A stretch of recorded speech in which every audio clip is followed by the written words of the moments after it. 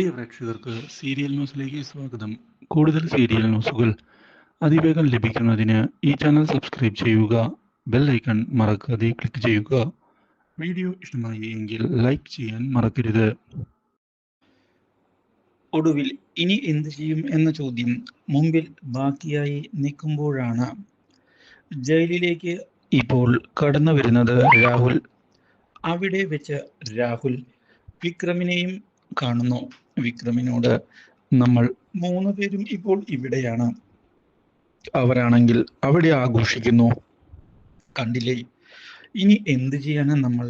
കല്യാണിയുടെ വിജയമാണ്, വിജയ തേരോട്ടമാണ്.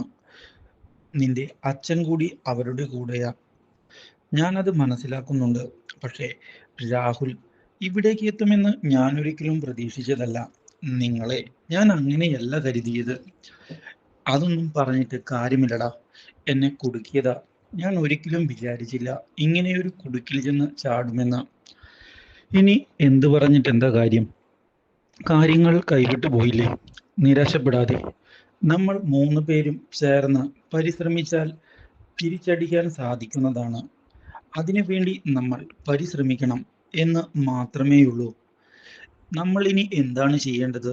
ഈ ജയിലിൽ ഇരുന്ന് ഒന്നും ചെയ്യാൻ സാധിക്കുകയില്ല. അത് രാഹുലിന്റെ തെറ്റിദ്ധാരണയാ.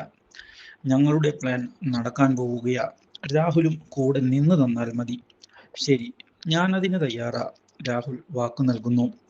Do like, share and subscribe.